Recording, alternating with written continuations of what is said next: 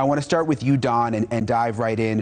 What can you tell us, Don, about this second debris field, where it is in proximity to the first debris field that was found, and if there's any new information involving the second debris field?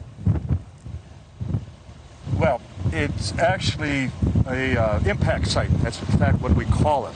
The remains of a egg-shaped pod about the size of a Volkswagen Beetle, based on all the eyewitness accounts, including military and civilian, describe this location about 35 to 40 miles north of Roswell. And it's where this pod and its crew, a number of bodies, and a survivor, based on, again, first-hand testimony, were recovered back at the time of the incident. Ben, when you go out to these sites, when you went out to this second debris field, as it's been called, I mean, what can you do now since it's been so long? How do the metal detectors work? Sort of walk us through the process when you and the other investigators go out there. Well, it's actually been really exciting for us because I've been out now about 3 or 4 times to the site, which is near Corona. That's about 2.5 hours out from Roswell, the actual, what we call the debris field. The new site, though, like Don says, is kind of the impact site, which is only about 40 minutes outside the city. And we go out there, we try to systematically, see from Corona in towards town what kind of direction it may have been going, and therefore where we want to focus on the scope of the ground search. We had a backhoe, we had several people doing kind of grid searches. We don't even know if this material is metallic. So that's a big problem, right? So as we're searching anything that looks anomalous, we take that, we mark it just like you'd be, doing a crime scene investigation, and then we go get it analyzed to see if anything, shows up that would be not even just necessarily exotic material, but something that could have been made here but seems out of place. I mean, we're looking at every possible option right now. Don, has anything of interest been found out there? I mean, I would have to think, if the reports are true that something crashed out there and the government was involved, I would have assumed that they would have gotten everything back then. I mean, are there still items to be found, do you think? Well, we would not be wasting time if we didn't feel that we could make at least certain confirmations. We certainly have plans to return back to the debris field, and mainly because there were traces, elements, artifacts that were discovered for decades thereafter. And that was an area that covered almost a mile long in scope. And as a result, as any crash investigator would tell you, that there's absolutely no way that they could possibly recover every last piece of evidence. And so with the constant wind and rain erosion, that things come to the surface. And as a result, the Air Force has been out there for decades as well. In fact, the ranchers would confirm that they have been catching Air Force officers out there, even into recent times, still searching and making sure that every last piece was recovered. Ben, I would imagine a lot of the people who may have been witnesses back in the 40s have now passed away because it's been so long. Is there anyone still alive? I mean, is someone documenting what they said? Because obviously it's going to be more difficult to investigate now without, people who survived. Well, that's a great question. In fact, what I guess you could say kind of sold me on Roswell that something happened here was the first book that I ever read that was authored by Don here. And when I saw the number of witnesses, hundreds, both firsthand and secondhand, that came forward, I wanted to know, is there anyone still alive I could talk to? And I had the chance to interview someone who was a child at the time who handled the material. Her dad was with the fire department, brought it home. She handled it there at the kitchen table. And in a matter of time, the military police came over and actually threatened her with her life.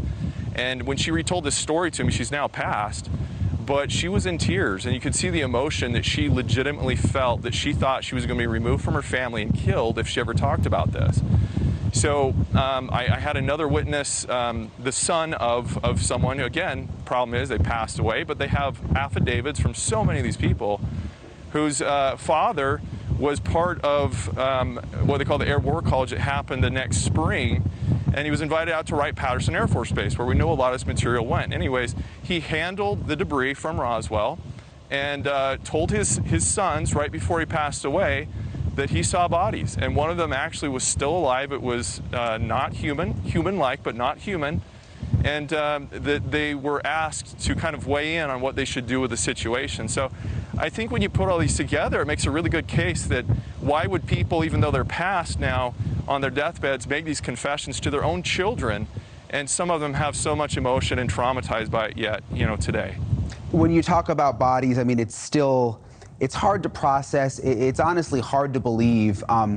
But I go back to David Grush, the whistleblower who we interviewed here on NewsNation, who is a high-level intelligence officer, had top security clearance. It's now been weeks. No one has discredited him. There are now official investigations in Congress. We had Senator Rubio just a few nights ago saying that other whistleblowers with firsthand knowledge of these kinds of incidents have come forward. I'm curious, Don, because you've been doing this a long time. Do you think this is a moment that we're in? I mean, do you think that we're actually going to start to get real concrete information from the government about this stuff? My biggest regret when we worked with the late Congressman Stephen Schiff of New Mexico back in the early to mid-90s, when a good many of the first 10 witnesses were still with us here at Roswell. And we couldn't get Washington to pay any attention. And how unfortunate that all those witnesses are now long gone. And so we missed a golden opportunity, because Roswell's the one case, not only being the granddaddy of them all, the fact that it's beyond just a sighting or gun camera footage or a landing where it's something very fleeting. With Roswell, it's clearly a case of show us the bodies. And these witnesses are gone. So we're having to rely on the very arbiters of the cover-up, and that being the Pentagon, to now roll over and say, well, now we're going to finally cooperate. When they have been the ones that have been running out the clock, stalling for time all these decades. And I can't emphasize enough, we need to keep in mind that the Pentagon is up to 4 official explanations regarding Roswell. 4. I mean, none of us could get away with that in any other circumstances, but here, once again, the government, well, what do we expect? But we have to focus on where all the eyewitnesses have taken us, and they have taken us to that very first explanation, and that was that this was the recovery of an actual flying saucer. Ben, the festival is this weekend. A lot of it seems like fun and games, and there's the funny cartoons and people dress up and all of that, and they have fun with it. I mean, do you think that confuses people, because it sort of makes it into a game, when at the same time, we hear from Don, and now we hear from the whistleblower and even Marco Rubio and other lawmakers who are trying to take this matter seriously. Do you think the festival in any way sort of gets in the way of that? It's kind of a double-edged sword, to be honest, Brian. It's because without that, there may not be an interest at all for people to come and to pick up a book and actually read about it. But at the same time, the legitimate research, I find that, especially the generations today, they browse or graze information. They don't really dive into it. And that is frustrating, because, like I said, what introduced me to it was reading a book and reading the actual witness testimonies. And if you put that together, I think it's overwhelming for people to just say it was something prosaic. So I embrace both of it. I like having fun, the costumes and everything, but I think you're seeing that tone sort of change, especially with the media now and the little jokes and the jabs about little green, men and things like that. A lot of that might be psychologically based on fear.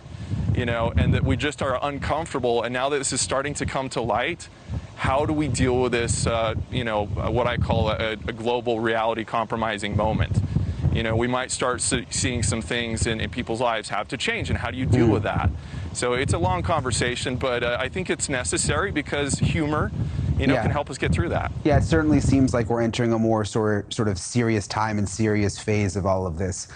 Ben and Don, thank you so much for joining us tonight. I know it's a busy time of the year there, and you guys were busy today investigating, so thank you for making time for us tonight. Thank you for the opportunity. Thanks, Brian. Hey, thank you for watching. Please go to newsnationnow.com, newsnationnow.com, and you can find NewsNation on your television provider. And Don't forget to click the red subscribe button down below. Then you will get more of News Nation's fact-driven coverage.